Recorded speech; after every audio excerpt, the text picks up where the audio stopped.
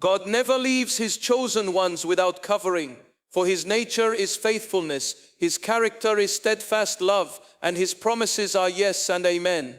From the beginning of time, the Lord has demonstrated that those he calls, he also protects, those he appoints, he also anoints, and those he chooses, he also covers.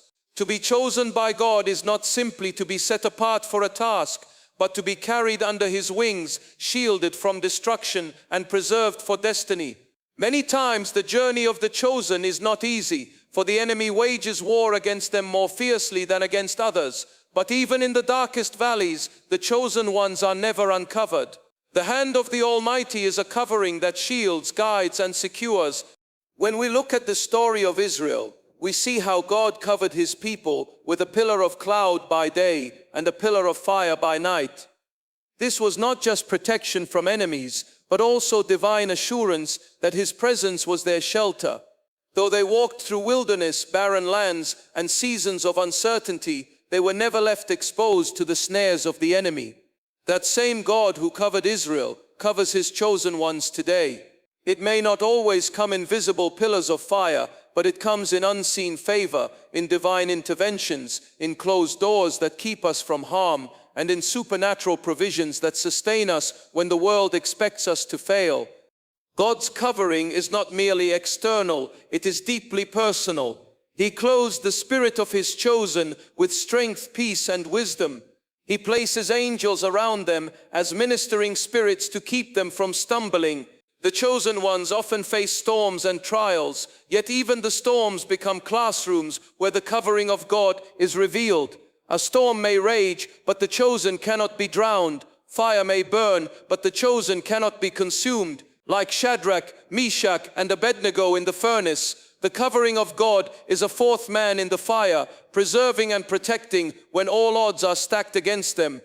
Many times the chosen ones walk through rejection and isolation, and it seems as though they are alone. Yet even in the loneliness, the covering of God remains. His spirit hovers, his word strengthens, and his hand sustains. The chosen are not kept by human strength or by worldly alliances, but by the eternal covenant of God. This is why many who have risen against the chosen ones have stumbled and fallen. The weapon may be formed, but it cannot prosper, because the covering of the Lord surrounds them like a shield. The covering of God is also seen in provision. When Elijah was by the brook, ravens fed him. When the widow was at the brink of losing her last meal, God multiplied her oil. When 5,000 sat hungry on the hillside, Jesus multiplied the loaves and fish. These are signs of divine covering. The chosen may walk through famine, but they will not be forsaken. They may face scarcity, but they will not be abandoned. The world may call it coincidence, but the chosen know it is the hand of God, ensuring that his children are not uncovered in their time of need. Furthermore, the covering of God is often ahead of the chosen, preparing the way before they even arrive. Opportunities open, doors align, hearts are stirred, and environments are shifted, so that when the chosen arrive, provision and safety are already in place. This is why David could face Goliath with confidence, not because of his own strength, but because he knew he was covered by the God who had delivered him from the lion and the bear. The covering was not new, it was consistent. It was the same hand that kept him in the wilderness, that kept him on the battlefield. The chosen ones often carry assignments bigger than themselves, and without divine covering, they would be crushed by the weight of the calling. But God ensures that his covering is both a shield and a strength, both a protection and a provision, both a defense and a direction. It is this covering that allows them to fulfill their purpose without being destroyed by the pressures of life. When others break under the same circumstances, the chosen remain standing, not because they are stronger, but because they are covered. God's covering is also covenantal. He does not cover the chosen temporarily or conditionally. He covers them eternally. His covenant declares, "I will never leave you nor forsake you." His promise assures, "Though you walk through the valley of the shadow of death, you will fear no evil, for I am with you." The chosen may stumble, they may grow weary, they may even lose their way for a season, but the covering of God does not lift. Like the shepherd who pursues the lost sheep, He goes after his chosen to bring them back under his fold, proving again that they are never truly uncovered. Even in relocation, transition, or unfamiliar territory, the covering of God remains constant. Abraham was called to leave his father's house and journey to an unknown land, but the covering of God went with him, multiplying his descendants and blessing his name. Joseph was betrayed, sold, and imprisoned, yet the covering of God preserved his destiny until the appointed time. Ruth left her homeland, but under God's covering she was planted into the lineage of the Messiah. This shows that no matter where the chosen go, whether to familiar or foreign places, the covering of God remains unshaken, ensuring that destiny unfolds according to divine plan. Therefore, when the chosen ones are tempted to fear or doubt, they must remember they are not ordinary. They are marked, sealed, and covered by the living God. Their lives are guarded not by chance, but by divine order. Their footsteps are directed not by human maps, but by heavenly patterns. Though the enemy plots, God covers. Though challenges arise, God covers. Though the future seems uncertain, God covers. And because of this covering, the chosen ones can walk boldly, live purposefully, and endure faithfully, knowing that the God who called them will also keep them. A wealthy soulmate is a covenant partner, not just a romantic connection, for what God ordains is always deeper than what the eyes can see or the emotions can feel. When the Lord brings two souls together, it is never merely about companionship or attraction. It is about divine alignment and the fulfillment of destiny. A covenant is not built on fleeting feelings. It is sealed by purpose, responsibility, and eternal design. Many in the world settle for connections based on convenience, desire, or temporary satisfaction. But when God gives his chosen one a soulmate, it is not to entertain the heart alone, but to equip the spirit, uplift the calling, and establish a partnership that advances his kingdom. Romantic love may stir emotions, but covenant love anchors destiny. A wealthy soulmate comes not only with material abundance, but with a wealth of wisdom, strength, stability, and provision that equips the chosen to walk into their divine assignment without unnecessary hindrance. Wealth in this sense is not simply money, though finances play their part. Wealth is wholeness, maturity, understanding, and resources of all kinds that strengthen and sustain a union. When God ordains this kind of partner, he does not bring someone who drains or distracts, but one who protects, provides, and propels you into your appointed place. The covenant nature of such a partnership means that it is not easily broken by trials, misunderstandings, or external opposition. It is not a fragile bond built on emotions, but a fortified union rooted in God's promise. Just as Jonathan and David entered into covenant friendship, pledging loyalty and protection beyond circumstances, a wealthy soulmate joins themselves to your life in such a way that your victories and your battles become shared, your burdens become lighter, and your destiny becomes enriched. This is why the scriptures remind us that two are better than one, for when one falls, the other lifts them up. A covenant partner does not abandon in storms. They cover, they shield, and they strengthen. When God joins a wealthy soulmate to a chosen one, the intention is never selfish. It is not about living in luxury for its own sake, but about using abundance as a tool for purpose. A covenant partner recognizes that resources are meant to advance vision, to support callings, and to ensure that no divine assignment is hindered for lack of provision. Such a partner comes with the capacity to open doors, to shift atmospheres, and to relocate you when destiny demands it. They do not limit your reach, they extend it. They do not weigh you down, they lift you higher. This is what separates covenant from convenience. It is not about comfort alone, but about responsibility and alignment to God's will. Many mistake romance for covenant because they confuse emotional satisfaction with divine confirmation. Yet romance, while beautiful, is only one thread in the tapestry of covenant.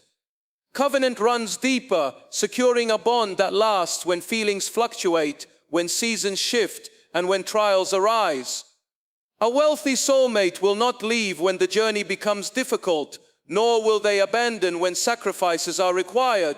They are bound not only by affection but by assignment, not only by desire but by destiny.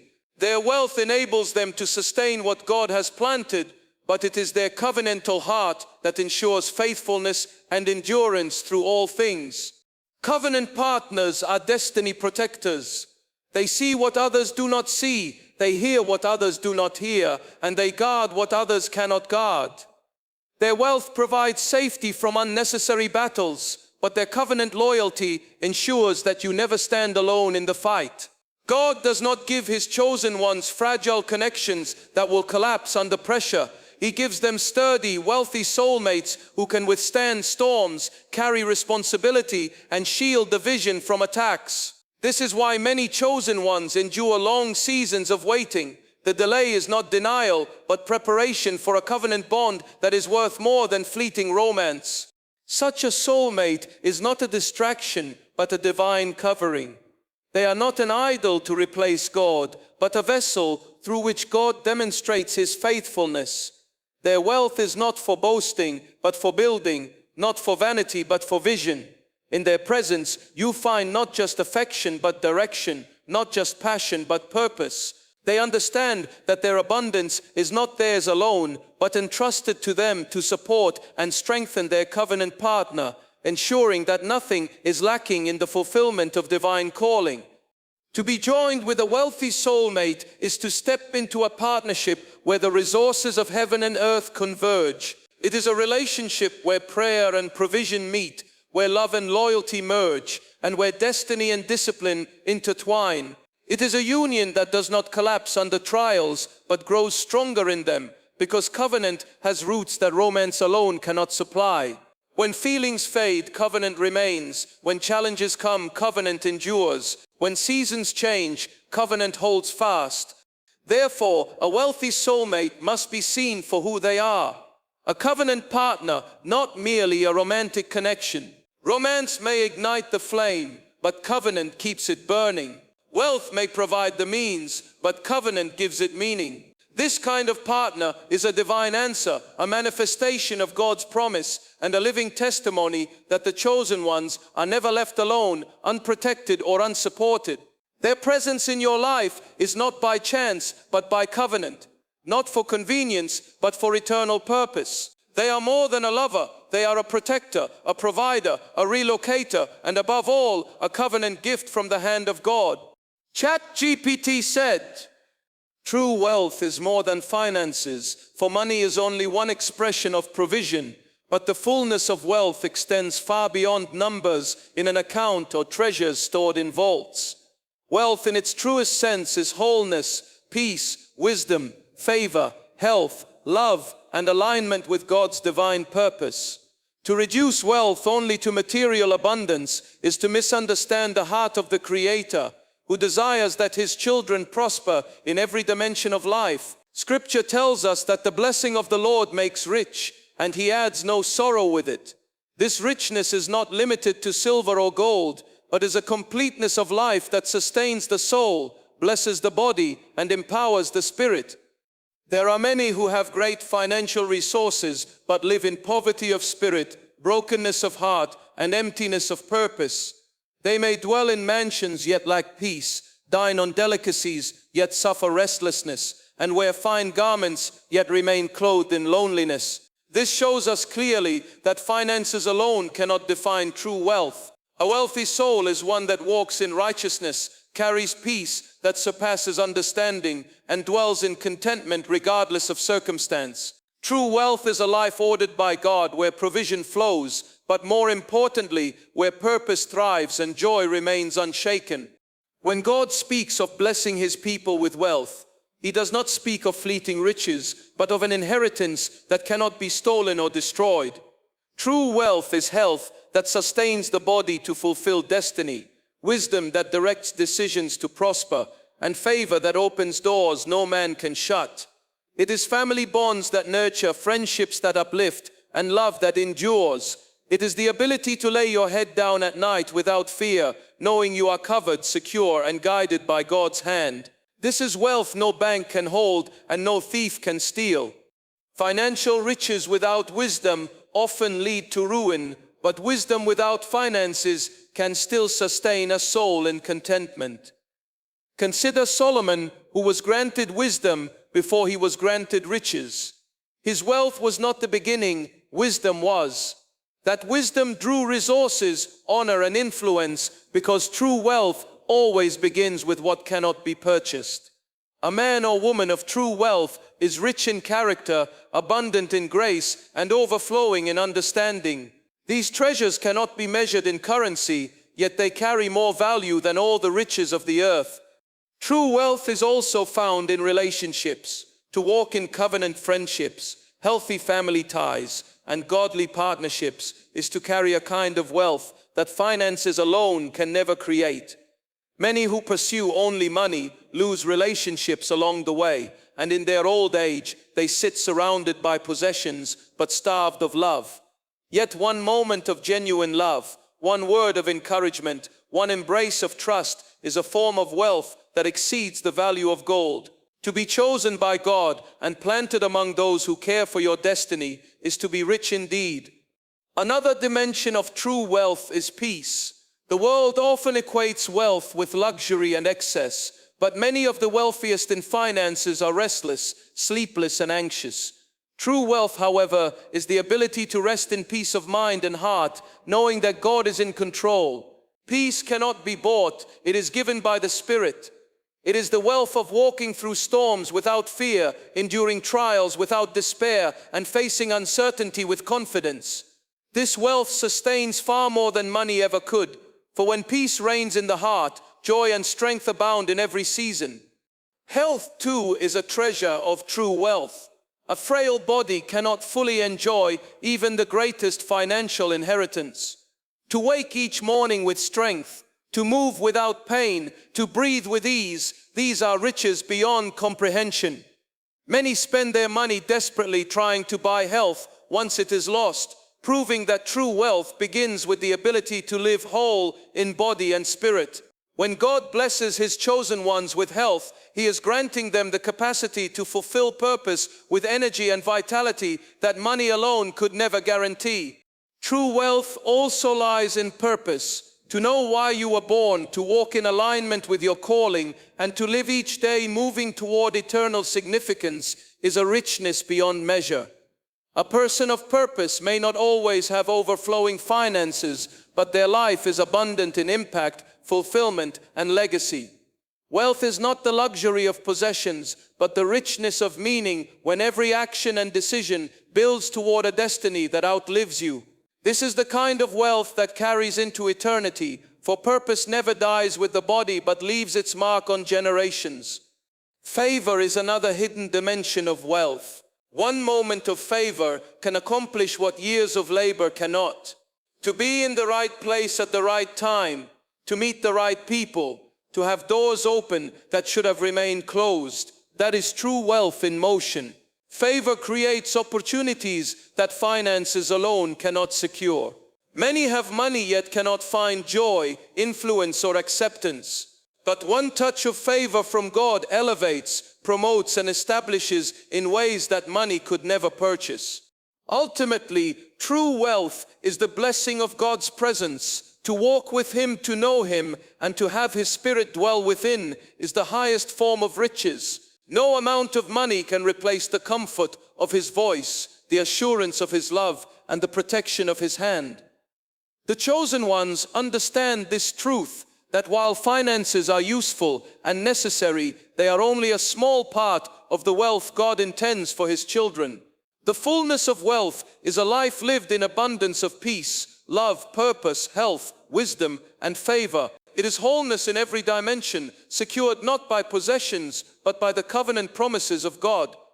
This soulmate is a shield and destiny partner, a divine gift sent not only to walk beside you, but also to stand before you, to cover you when the battles grow fierce, and to hold you up when your strength runs low. God never designed His chosen ones to journey alone. He always sends covenant partners to share the weight of destiny. This soulmate is not an ordinary companion, but one forged in the fire of purpose, assigned to guard your path, strengthen your calling, and ensure that what God has placed in you comes to fulfillment. They are a shield, not merely in words of comfort, but in action, in sacrifice, and in presence, standing as a wall against attacks meant to derail your destiny.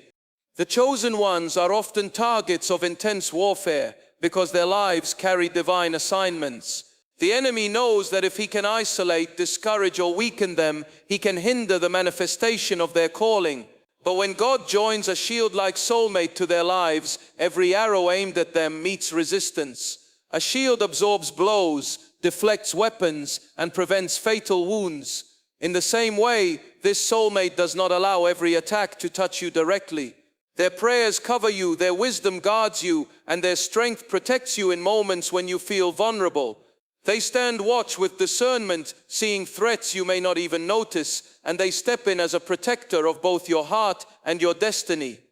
Yet this soulmate is not just a shield. They are also a destiny partner. A partner is one who walks alongside, contributing not only love, but also vision, faith, and determination.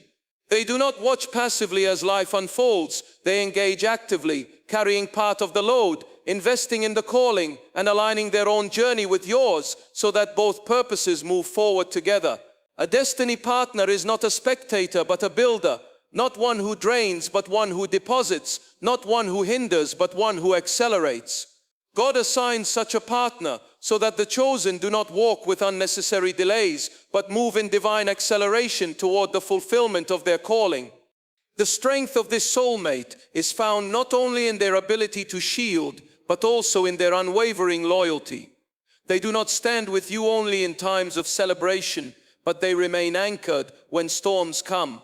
Like Jonathan stood with David, risking his own life to preserve the destiny of his friend, a destiny partner values your calling above convenience. They understand that their role is not to compete with you, but to complement you, not to overshadow you, but to walk in covenant alignment so that the fullness of God's plan is accomplished. Such a person is rare because they are assigned by heaven, shaped by God's hand, and released in the perfect timing of the Lord. Being a shield also means they absorb pressure. There are moments in life when the chosen ones are under attack from every side, financially, emotionally, spiritually. In those moments, a soulmate who is a shield steps forward, taking some of the weight so that you are not crushed. They pray when you cannot pray. They encourage when your heart feels faint. They fight battles behind the scenes that you may never even see. Their presence creates a sense of safety that allows you to rest, to recover, and to continue pressing into your assignment with renewed strength. This is not just human support, it is God's divine covering manifested through a covenant partner.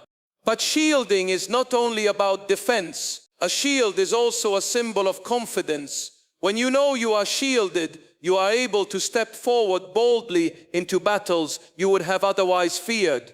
This soulmate releases courage in you because you know you are not walking alone. Their faith adds to your faith, their vision sharpens your vision, and their strength amplifies your strength. Together, you face the future with assurance, knowing that destiny is guarded by both divine covering and covenant partnership. As a destiny partner, this soulmate recognizes the weight of your assignment and does not shrink back from it. They invest in your growth, they sacrifice for your advancement, and they rejoice in your victories as if they were their own. Their wealth, whether material, spiritual, or emotional, is not hoarded but shared because they understand that what they have has been entrusted to them for the sake of destiny fulfillment. They relocate with you when seasons change, they adjust with you when God shifts directions, and they remain steadfast when challenges arise. Their partnership is not conditional but covenantal, sealed not by convenience but by commitment to God's purpose in your life. There is also a spiritual dimension to this role. A destiny partner is not only a shield in the natural, but also in the spirit. They intercede when warfare intensifies, they cover your name in prayer, and they stand on watch like guardians of your soul. They recognize that the enemy fights hardest against those carrying great assignments, and so they do not leave you uncovered. Instead, they step into the gap, declaring protection, favor, and strength over your life until breakthrough comes. This spiritual shield is one of the greatest treasures God could grant a chosen one, for it ensures that destiny is preserved even in unseen battles. In the end, this soulmate is a living testimony of God's covenant faithfulness. They are the embodiment of His promise that you are not alone, that your calling will not be derailed, and that your journey will not be walked in isolation. As a shield, they protect. As a destiny partner, they build. As both, they become an extension of God's hand in your life, ensuring that your assignment unfolds as heaven has ordained. They are not simply a companion for moments of romance, but a warrior in your battles, a co-builder in your vision, and a covering in your vulnerabilities. To walk with such a soulmate is to walk with confidence, courage, and certainty that destiny will be fulfilled. The blessing is covenant, not convenience, for what God ordains is never shallow, fleeting, or temporary.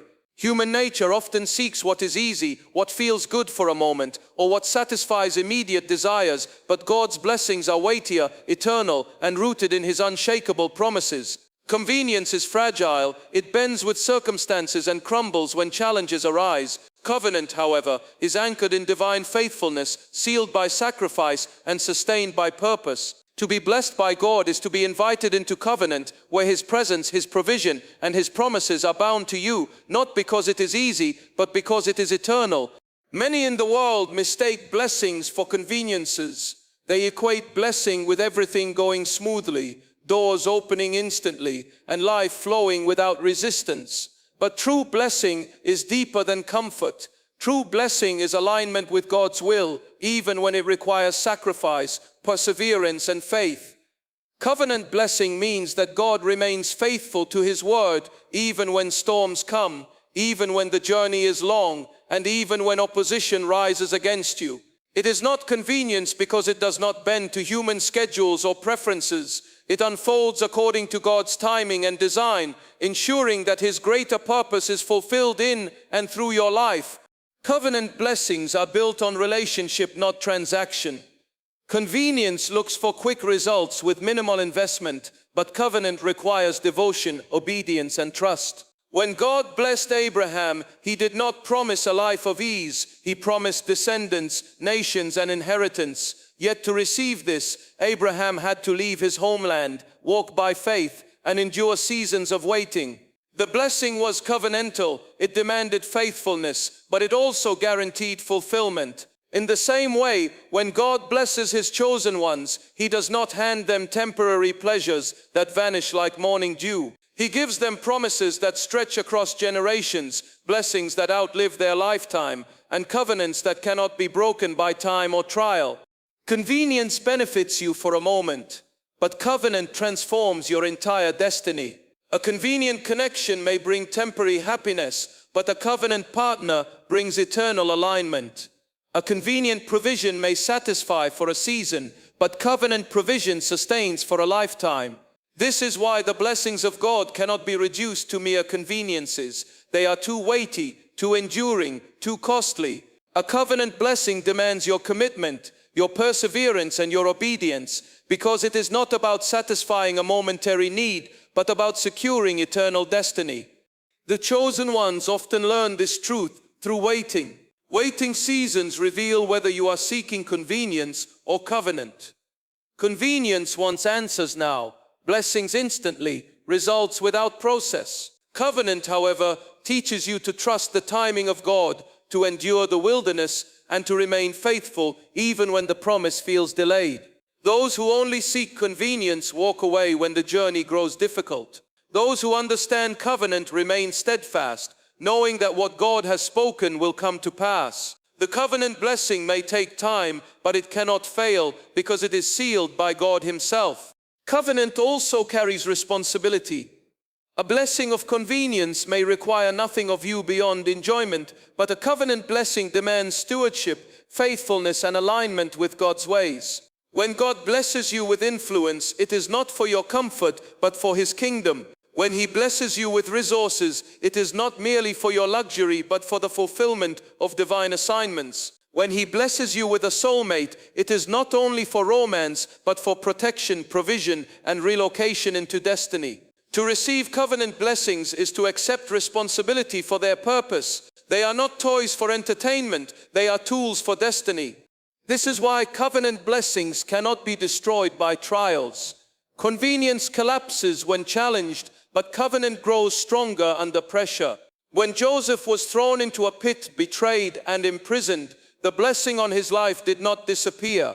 It endured because it was covenantal.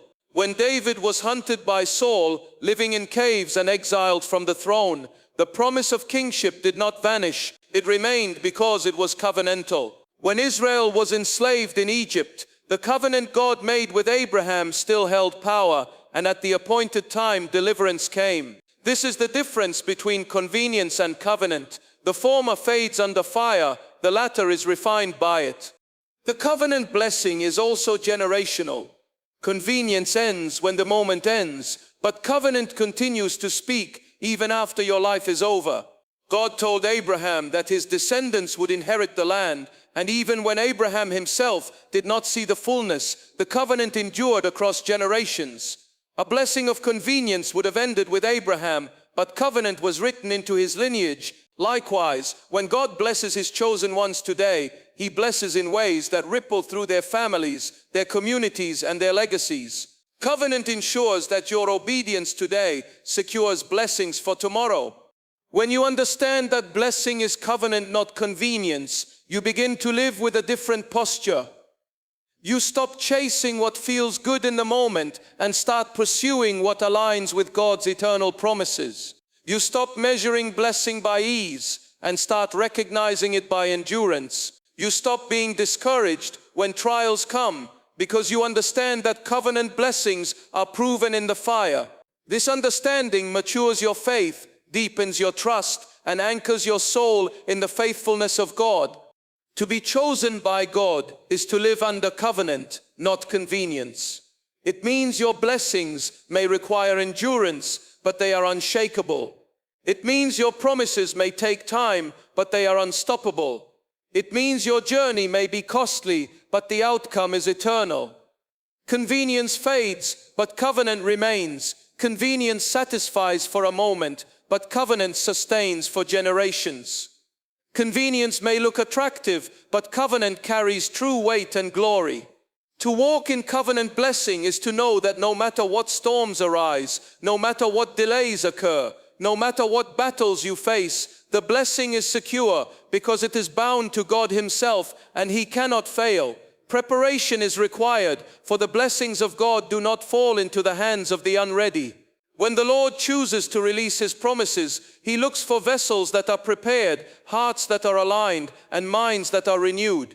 Many cry out for breakthroughs, wealth, covenant partners, and open doors, yet they neglect the process of preparation that shapes them into trustworthy stewards of what they desire. God is not unjust. He withholds nothing good from his children, but he also will not place treasures in the hands of those who are not yet ready to carry them. Preparation is not a punishment, it is a gift, a season in which the Lord strengthens, equips, and matures his chosen ones, so that when the promise comes, they will not squander it. Every story of greatness in Scripture is marked by preparation. David was anointed king as a boy, but he spent years tending sheep, fighting lions and bears, and learning the discipline of worship before he ever sat on the throne. Joseph was given dreams of rulership, yet he endured betrayal, slavery, and prison before stepping into the palace. Esther was chosen as queen, but she spent a full year in preparation before entering the king's presence. These examples remind us that preparation is not wasted time, it is holy time. It is the proving ground where faith is tested, character is built, and capacity is stretched to match the weight of destiny. Preparation often feels uncomfortable because it strips away convenience and demands discipline. It may require waiting longer than expected, being hidden when you feel ready to be seen, or being pruned when you believe you should be celebrated. Yet these hidden seasons are where God refines the heart, removes pride, and teaches dependence on him alone. Without preparation, blessing can become a burden. Without maturity, wealth can corrupt. Without endurance, covenant partnerships can collapse under pressure. But when you are prepared, you will be able to stand firm, manage resources wisely, and carry relationships with integrity and grace. To prepare is to posture yourself for what you are praying for. If you ask God for a wealthy soulmate, you must prepare your heart to love selflessly, to walk in humility, and to embrace responsibility. If you ask for financial increase, you must prepare your habits, your discipline, and your stewardship to handle abundance without waste. If you pray for greater influence, you must prepare your character, because influence without integrity is destruction waiting to happen. Preparation ensures that when the answer comes, you will not fumble it through immaturity or negligence. Preparation also requires purification. God cannot pour new wine into old wineskins, and He will not entrust destiny to hearts still clinging to bitterness, unforgiveness, or compromise. The chosen ones must allow the Spirit to cleanse their motives, heal their wounds, and renew their minds. Sometimes preparation means releasing past relationships, leaving behind familiar places, or letting go of destructive habits. The stripping may feel painful, but it is necessary, because God is removing what cannot enter the next season with you. True preparation does not only add, it also subtracts. It takes away what is unworthy so that what is holy may remain. Another aspect of preparation is equipping. God often uses the waiting season to give you the skills, wisdom, and strength you will need later. Moses was trained in the courts of Egypt before leading Israel. Paul was schooled in the scriptures before preaching Christ to the nations. Even Jesus spent 30 years in preparation for 3 years of ministry. Preparation may involve education, training, mentorship, or spiritual discipline. It may feel slow, but it is intentional. The very tools you gain in your hidden seasons will be the ones that sustain you in your visible seasons. Patience is also a vital part of preparation. Many lose the blessing not because it wasn't promised, but because they refuse to wait for the right time. Preparation teaches trust in God's timing, reminding you that delay is not denial. The process may be long, but it ensures that when the door finally opens, you will be fully equipped to walk through it. The chosen ones understand that a premature blessing can be as dangerous as a withheld one. A fruit eaten before its season is bitter. A destiny entered before maturity can destroy. Preparation guards you from premature exposure, securing your blessing until you are ready to handle it. In preparation, God also surrounds you with tests. These are not meant to break you, but to strengthen you. Tests of patience, tests of obedience, tests of humility. Each one shapes you into a vessel of honor. David's test was whether he would kill Saul when he had the chance. Joseph's test was whether he would remain faithful in Potiphar's house. Abraham's test was whether he would sacrifice Isaac. These tests proved their readiness for the covenant blessings awaiting them. Likewise, the chosen must embrace testing seasons as part of preparation, knowing that God tests not to harm, but to reveal what is in the heart. Ultimately, preparation aligns you with God's purpose. It is not simply about doing more, but about becoming more, becoming holy, becoming steadfast, becoming disciplined, becoming trustworthy. When preparation has done its work, you will find that the blessing is not overwhelming, but natural, not fleeting, but secure. You will be able to stand in covenant without faltering, to carry wealth without pride, and to walk in destiny without fear. Preparation ensures that the chosen do not simply receive blessings, they sustain them, multiply them, and use them to fulfill God's eternal purposes.